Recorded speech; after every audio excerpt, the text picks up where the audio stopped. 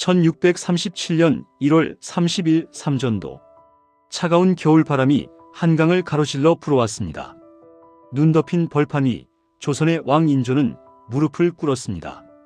골룡포를 벗고 남색 옷으로 갈아입은 채 청태종 홍타이지 앞에서 이마가 터지도록 절을 올렸습니다. 309 고두례. 청나라의 신하 예법입니다. 조선의 왕이 오랑캐 황제에게 바치는 굴욕의 의식이었습니다. 실록은 그날을 이렇게 기록했습니다. 임금이 성 밖으로 나아가 항복하였다. 무신하들이 통곡하니 그 소리가 하늘까지 사무쳤다. 조선 500년 역사상 가장 치욕스러운 하루. 병자호란의 끝이자 또 다른 비극의 시작이었습니다. 하지만 그날 삼전도 한켠에는 이보다 더 절박한 광경이 펼쳐지고 있었습니다. 인조의 뒤편 창백한 얼굴로 서 있던 한 남자. 26살의 젊은 왕세자 소현세자 이왕입니다. 그의 곁에는 19살의 세자빈 강씨가 떨리는 몸을 애써 추스르며 서 있었습니다. 세자의 눈빛에는 분노가 아닌 깊은 슬픔이 어려 있었습니다. 아버지가 무릎 꿇는 모습을 지켜봐야 하는 아들의 심정. 그것은 치욕 그 이상이었습니다. 청나라는 승리의 대가를 요구했습니다. 금은 보화 50만 양, 소가 3,000마리, 말이 3,000마리. 하지만 이것으로는 부족했습니다. 청태종이 진짜로 원한 것은 따로 있었습니다. 조선의 왕세자와 대군들을 심양으로 보낼 것. 조선의 미래 그 자체를 인질로 요구한 것입니다. 소현세자와 그의 동생 복림대군, 그리고 왕자들의 가족까지. 청나라는 조선 왕실의 혈통을 소나기에 넣으려 했습니다. 인조는 아들을 불렀습니다. 세자, 짐에 대신 그대가 가야 하오. 예, 아바마마. 소현세자의 대답은 짧았지만 그 안에는 수많은 감정이 담겨 있었습니다. 원망, 분노, 그리고 체념. 그런데 이때 세자빈 강씨가 앞으로 나섰습니다. 마마, 소첩도 함께 가겠나이다. 무슨 말이오? 세자빈은 한양에 남아 아이들을 돌봐야 하지 않소? 당시 세자빈 강씨에게는 2살, 1살배기 어린 아들들이 있었습니다. 경성군과 경왕군. 저 또 제대로 떼지 못한 아이들이었습니다. 하지만 강씨는 단호했습니다.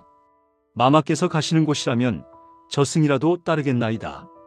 아이들은 대전마마께서 돌보아 주시리라 믿습니다. 그녀의 눈빛은 흔들리지 않았습니다. 조선 역사상 수많은 왕실 여인들이 있었지만 남편을 따라 적국으로 자청해서 간 여인은 강씨가 유일했습니다.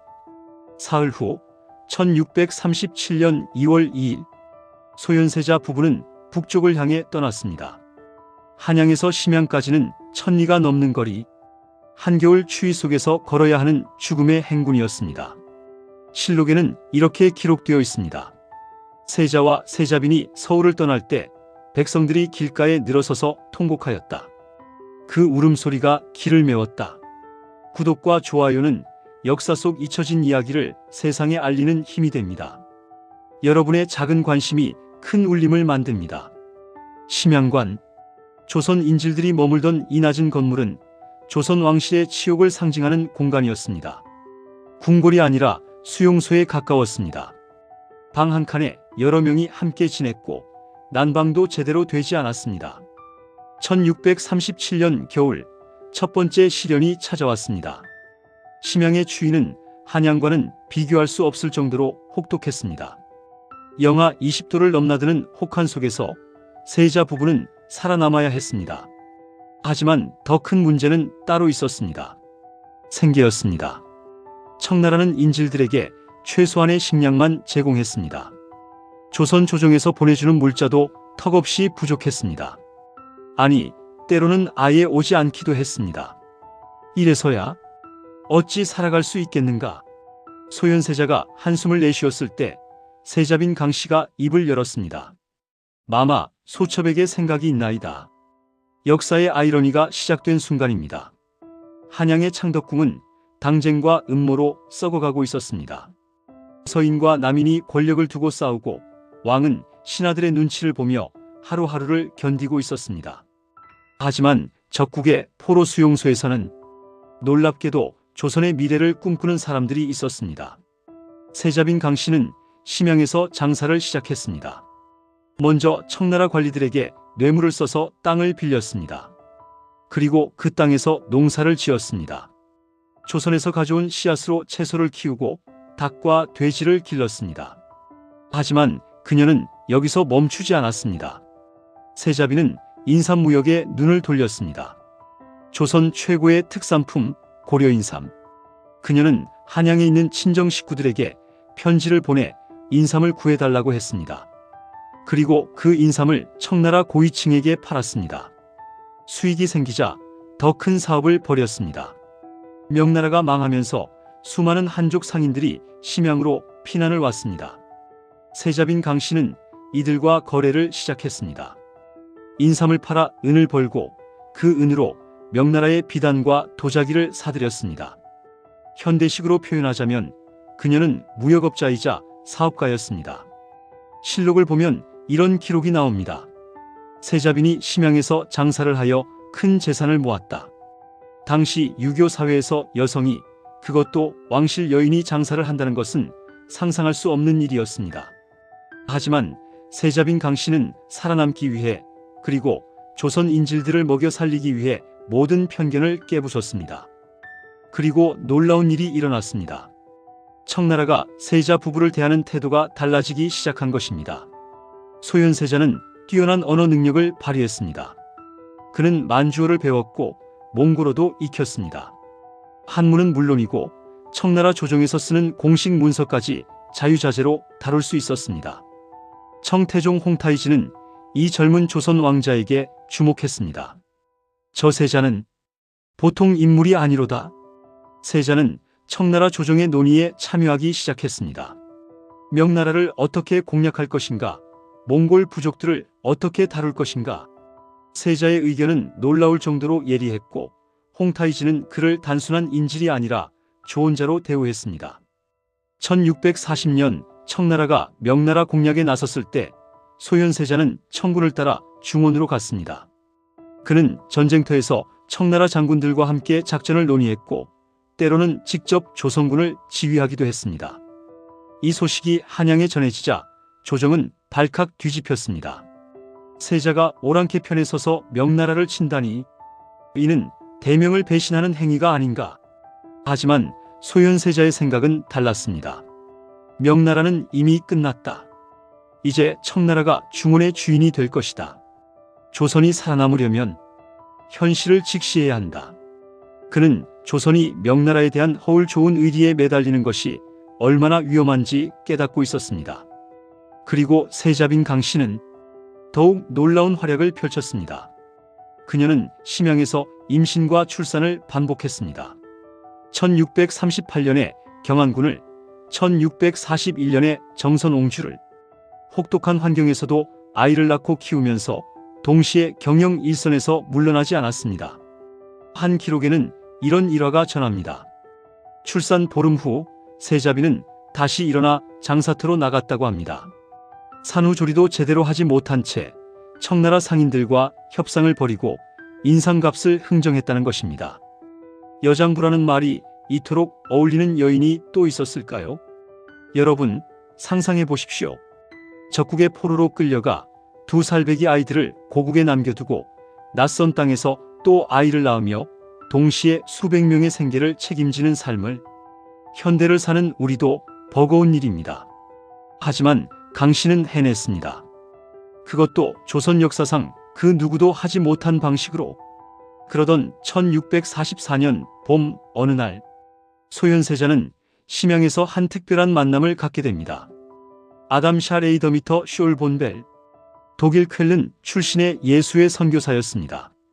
그는 명나라 조정에서 천문학자로 활동하다가 명나라가 무너지자 청나라로 건너왔습니다. 세자 전하, 제가 준비한 것들을 보시겠습니까? 아담 샬의 거처에는 조선에서는 한 번도 본 적 없는 신기한 물건들이 가득했습니다. 가장 먼저 그가 내민 것은 망원경이었습니다. 이것은 멀리 있는 것을 가까이 보는 기계입니다. 소현세자는 생전 처음 보는 그 신기한 기계를 통해 밤하늘을 바라보았습니다. 육안으로는 희미하게 보이던 별들이 선명하게 보였습니다. 달의 표면에는 산과 계곡이 있었습니다. 이것이 진짜입니까? 그렇습니다, 전하.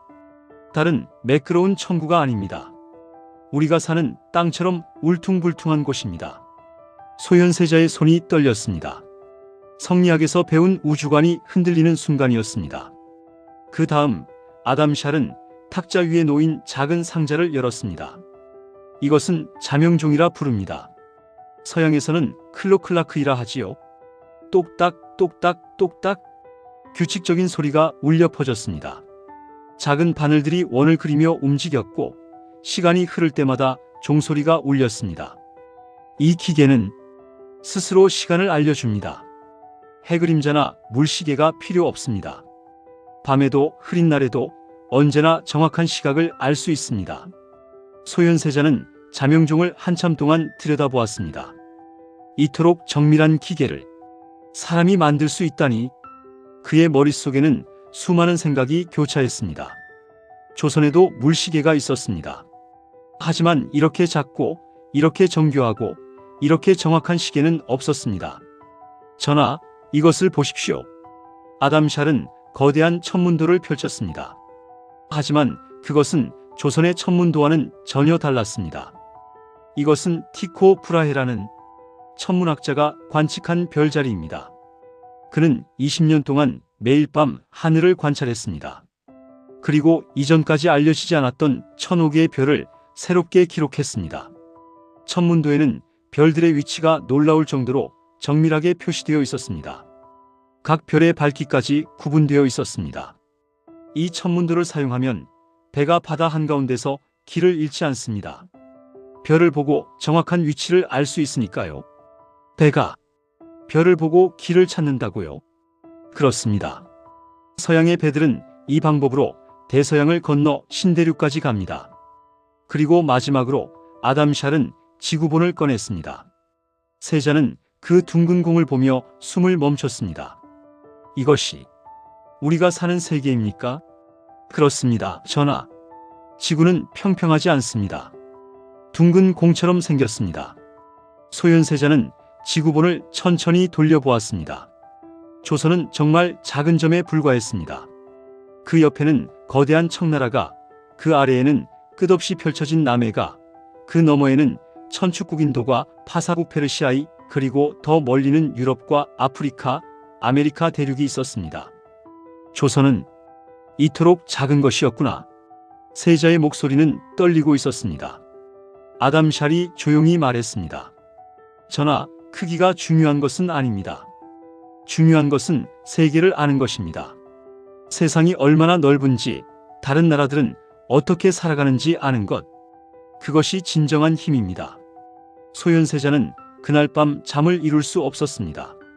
망원경으로 본 달의 표면, 똑딱거리며 시간을 가르는 자명종, 수천 개의 별이 표시된 천문도, 그리고 둥근 지구본 위의 작은 조선. 우리는 우물 안개구리였구나. 하늘이 우물만큼만 큰 줄 알고 살았구나.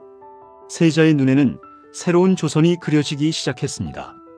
성리학만을 고집하는 낡은 조선이 아니라 서양의 과학을 받아들이고 청나라와 실리 외교를 펼치는 열린 나라. 백성들이 정확한 시계로 시간을 재고 망원경으로 하늘을 보고 세계 지도를 보며 꿈을 키우는 나라. 그것이 우리가 살아남을 길이다. 세자는 아담샬에게서 천주교 서적들을 구했습니다. 천주실에 기하온본, 고려만국전도, 표도설. 그는 이 책들을 조선으로 보낼 계획을 세웠습니다. 하지만 그는 알지 못했습니다. 이 모든 꿈이 한양의 궁궐에서는 위험한 사상으로 받아들여지고 있다는 것을. 창덕궁 인정전, 인조는 신하들이 올린 보고서를 읽고 있었습니다. 세자가 청나라 조정에서 큰 신임을 받고 있다 하옵니다. 세자빈이 심양에서 장사로 큰 재산을 모았다 하옵니다. 세자가 서양 선교사와 교류하며 천주교 서적을 구했다 하옵니다. 하나하나가 모두 세자의 활약상이었습니다. 어떤 왕이라도 자랑스러워할 만한 소식들이었습니다. 하지만 인조는 기뻐하지 않았습니다. 세자가 오랑캐와 너무 가까이 지내는 것 아니요? 그것이 소국이 살아가는 방법이옵니다. 전하 사교에 물들었다는 소문도 있지 않소? 신하들의 보고는 점점 험악해졌습니다. 아니, 정확히 말하면 인조가 듣고 싶어하는 방향으로 보고가 바뀌어 갔습니다. 세자가 청나라 황제에게 아첨한다더이다. 서양 물건을 사들이며 사치를 부린다 하옵니다. 조선의 채통을 잊고 오랑캐처럼 행동한다는 소문이 실상은 전혀 달랐습니다. 소현세자는 살아남기 위해 조선을 지키기 위해 최선을 다하고 있었습니다. 하지만 인조의 귓속에는 다른 소리만 들렸습니다. 질투의 소리였습니다. 인조는 생각했습니다. 나는 삼전도에서 무릎을 꿇었다. 오랑캐 앞에서 머리를 조아렸다. 그런데 세자는 그 오랑캐들에게 인정받고 있다. 아버지와 아들, 무능한 왕과 유능한 세자. 이 대비가 인조에게는 견딜 수 없는 고통이었습니다. 더 큰 문제는 신하들이었습니다. 조정의 보수파, 특히 서인 강경파는 소현세자를 위험인물로 보기 시작했습니다. 세자가 귀국하면 청나라를 따르자고 주장할 것이옵니다. 천주교를 퍼뜨리려 할 것이옵니다. 우리의 성리학 전통이 무너질 것이옵니다. 그들에게 소현세자는 개혁자가 아니라 이단자였습니다. 한편 심양에서는 역사의 큰 물줄기가 바뀌고 있었습니다. 1644년 4월 명나라가 멸망했습니다. 300년 가까이 이어온 대명제국이 역사 속으로 사라진 것입니다. 청나라는 베이징에 입성했고 홍타이지의 아들 순치제가 중원의 황제로 즉위했습니다. 청나라는 더 이상 오랑캐가 아니었습니다. 새로운 중화제국의 주인이었습니다. 소현세자는 이 역사적 순간을 목격했습니다. 그리고 확신했습니다. 시대가 바뀌었다. 조선도 바뀌어야 한다. 청나라는 세자에게 귀국을 허락했습니다. 8년간의 인질 생활이 끝나는 순간이었습니다. 1645년 2월 15일 소현세자 부부는 드디어 조선으로 돌아갑니다. 환국, 팔도 백성들이 기뻐하며 환영 준비를 했습니다. 8년 만에 돌아오는 세자와 세자빈, 그들은 조선의 희망이었습니다. 하지만 한양의 궁궐 안 분위기는 전혀 달랐습니다. 소현세자가 창덕궁에 도착했을 때 이상한 일들이 벌어졌습니다. 첫째, 인조는 아들을 대전에서 맞이하지 않았습니다. 대전도 편전도 아닌 창덕궁 한 구석의 서리청에서 만났습니다. 서리청은 하급 관리들의 사무 공간이었습니다. 왕세자를 맞이하는 장소가 아니었습니다. 오랜만이구나. 인조의 목소리는 차가웠습니다. 예, 아바마마. 8년 만에 뵙사옵니다. 그래, 고생이 많았다. 그게 전부였습니다. 8년 만에 만난 부자의 대화라고는 믿기지 않을 정도로 짧고 냉랭했습니다. 둘째, 세자가 청나라에서 가져온 선물들이 문제가 되었습니다. 세자는 아담샬에게 받은 천주교 서적, 서양식 천문기구, 망원경, 자명종, 지구본 등을 가져왔습니다. 조선의 미래를 위한 보물들이었습니다. 하지만 조정 대신들의 반응은 싸늘했습니다. 사교의 물건을 궁궐에 들릴 수 없소이다. 이단의 서적을 불태워야 하옵니다. 셋째, 그리고 가장 이상한 점은 세자가 궁궐 안에서 감시를 받기 시작했다는 것입니다. 세자가 누구를 만나는지, 무슨 말을 하는지, 청나라에서 가져온 물건은 무엇인지, 인조는 은밀히 세자의 일거수일투족을 감시하도록 했습니다. 소현세자는 알아차렸습니다. 아바마마께서는 나를 믿지 않으신다. 아니, 정확히는 두려워하는 것이었습니다. 백성들에게 인기가 있고 청나라의 신임을 받고 새로운 사상을 가진 아들이 언젠가 자신의 왕좌를 위협할까봐. 그로부터 2달 후 1645년 4월 26일 새벽 창덕궁 복림방에서 비명소리가 들렸습니다. 세자 저하, 세자 저하께서. 급히 달려간 내관들이 본 광경은 충격적이었습니다. 소현세자가 바닥에 쓰러져 있었습니다. 온몸이 경련을 일으키고 입에서는 검은 피가 흘러나왔습니다. 어이를. 빨리 어이를 불러라. 어의 이형익이 급히 달려왔지만 이미 늦었습니다. 그날 오전 소현세자는 숨을 거두었습니다. 향년 34세.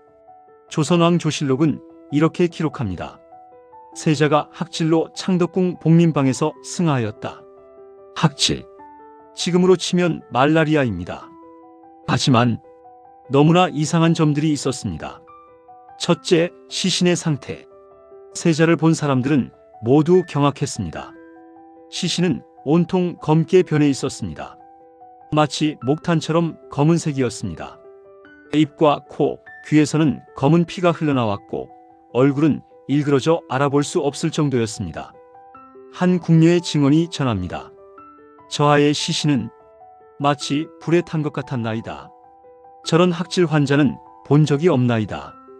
학질로 이런 증상이 나타날까요? 당시 의관들도 고개를 갸웃했습니다. 학질은 고열과 한기를 동반하는 질병입니다. 하지만 시신을 검게 변색시키지는 않습니다. 둘째, 발병의 경과가 이상했습니다. 소현세자는 4월 23일까지만 해도 멀쩡했습니다. 조정회의에 참석했고 신하들과 정상적으로 대화를 나눴습니다.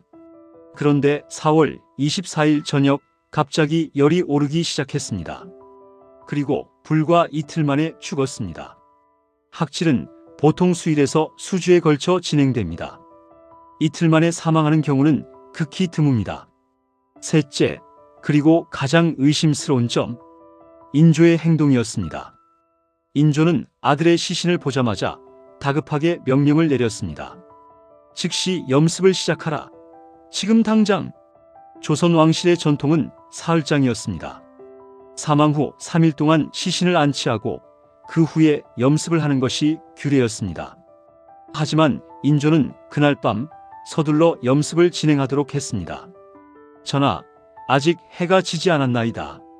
규례에 따르면 규례는 필요 없다. 당장 염습을 하라. 왜 그렇게 서둘렀을까요? 검게 변한 시신을 더 이상 사람들이 보지 못하게 하려던 것은 아니었을까요?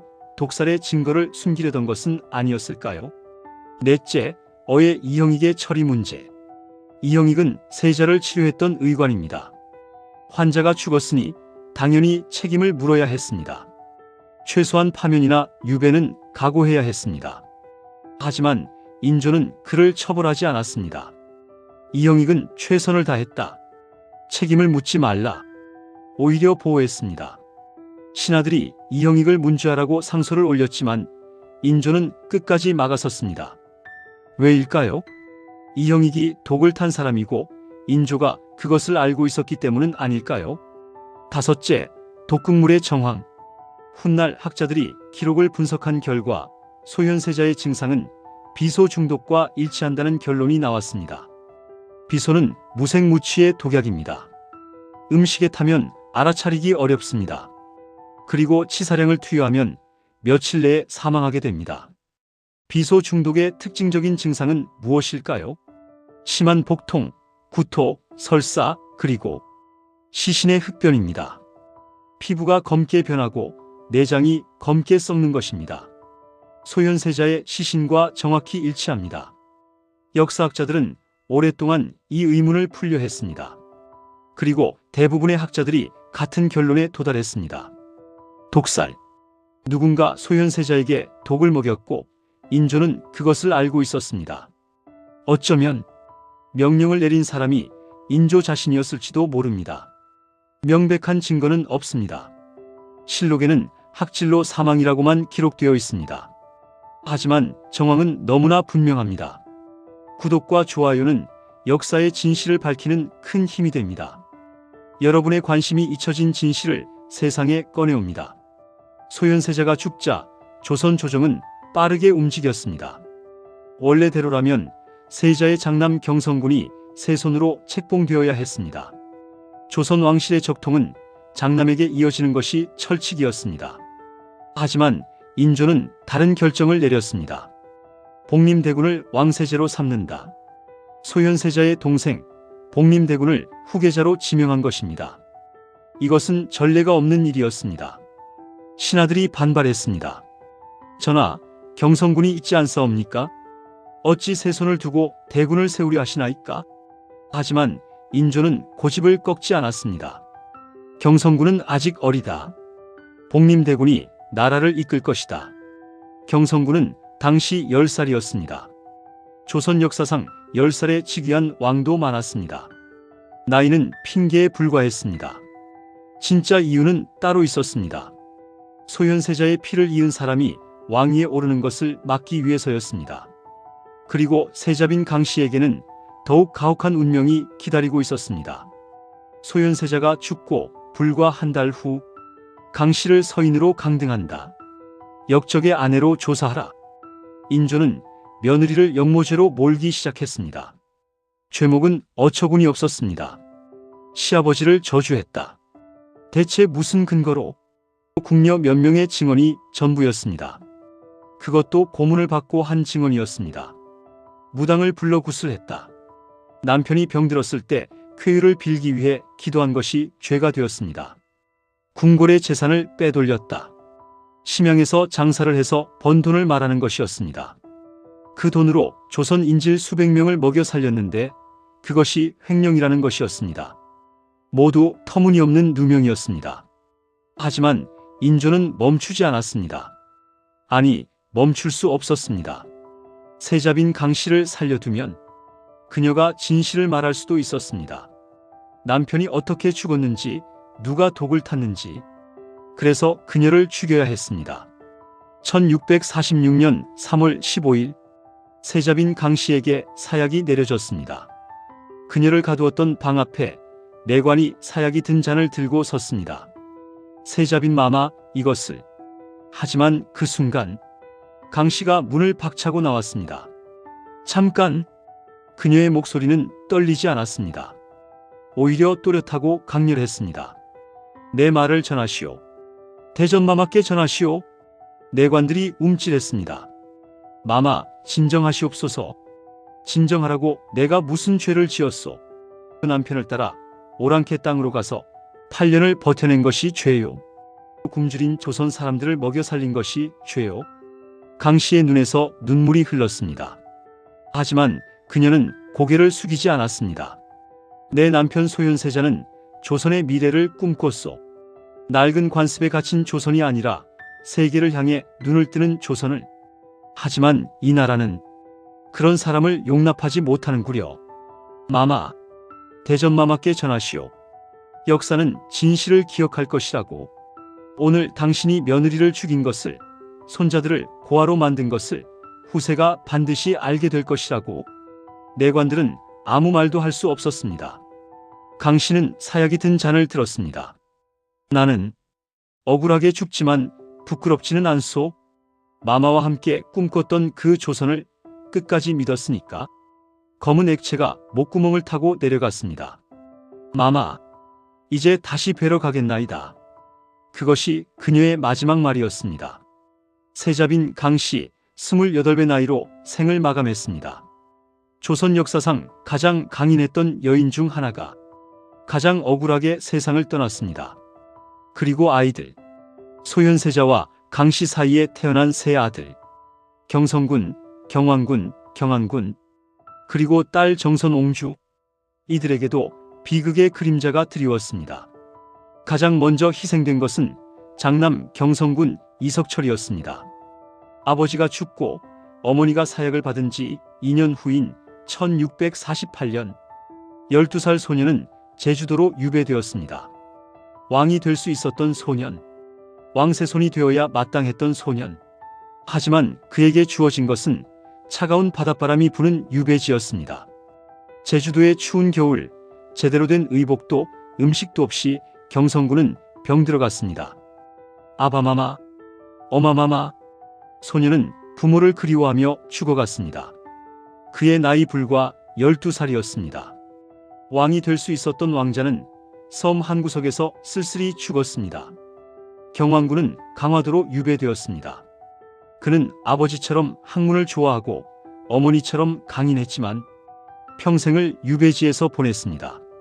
형이 유배지에서 죽는 것을 보았고 어머니가 억울하게 사약을 받는 것을 보았습니다. 그 트라우마 속에서 그는 점점 병들어갔고 결국 젊은 나이에 세상을 떠났습니다. 경안군은 심양에서 태어난 막내였습니다. 청나라 땅에서 태어나 청나라 말을 먼저 배운 왕자. 그 역시 유배를 당했고 감시 속에서 살다가 병으로 죽었습니다. 정선 옹주는 어떻게 되었을까요? 기록에는 거의 남아있지 않습니다. 다만 혼인도 제대로 하지 못하고 궁궐 한 구석에서 쓸쓸히 살았다고 전해집니다. 한 왕조의 직계 후손들이 왕이 될 수 있었던 왕자들이 이렇게 하나씩 제거되었습니다. 왜일까요? 그들의 존재 자체가 증거였기 때문입니다. 소현세자가 독살되었다는 것을 조선 왕실이 저지른 끔찍한 범죄를 증명하는 살아있는 증거였기 때문입니다. 300년이 훌쩍 지난 지금 우리는 질문하게 됩니다. 만약 소현세자가 살아서 왕위에 올랐다면 조선은 어떻게 변했을까요? 그가 청나라에서 배운 서양 과학, 그가 만난 천주교 신부들, 그가 아담 샬에게 배운 천문학과 지리학, 자명종과 망원경으로 상징되는 정밀 기술, 그 모든 것이 조선에 뿌리내렸다면 어쩌면 조선은 일본보다 먼저 개화했을지도 모릅니다. 어쩌면 흥선대원군이 문을 걸어 잠그기 200년 전에 이미 조선은 세계를 향해 창문을 열었을지도 모릅니다. 어쩌면 이모군란도, 갑신정변도, 청일전쟁도 일어나지 않았을지도 모릅니다. 하지만 역사에 만약은 없습니다. 소현세자와 세자빈 강씨가 꿈꿨던 그 조선은 결국 꿈으로만 남았습니다. 1645년 4월 26일 소현세자 독살 의혹 속 사망. 향년 34세. 1646년 3월 15일 세자빈 강씨 억울하게 사사. 1648년 경성군 제주도 유배 중 사망. 향년 12세. 역사는 그들을 지우려 했지만 조선왕 조실록 사이사이에는 지울 수 없는 진실의 흔적이 남아 있습니다. 여러분, 오늘 이야기는 여기까지입니다. 소현세자와 세자빈 강씨, 그들은 조선이 잃어버린 미래였습니다.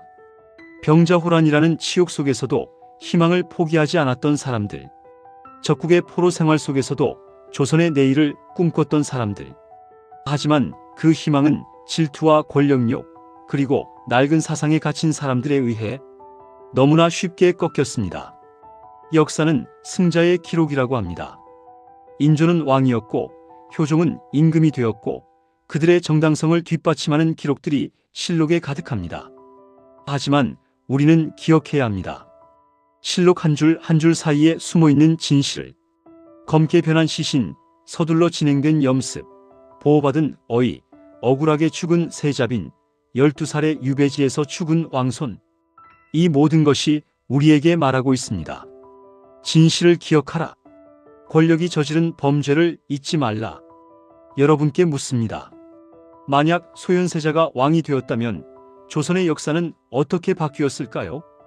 우리는 지금과는 다른 대한민국에서 살고 있을까요? 댓글로 여러분의 생각을 들려주세요. 구독과 좋아요는 역사의 진실을 밝히는 큰 힘이 됩니다. 여러분의 관심 하나하나가 역사 속 잊혀진 이들의 목소리를 되살립니다. 궁중비사 인생극장이었습니다. 시청해주셔서 감사합니다.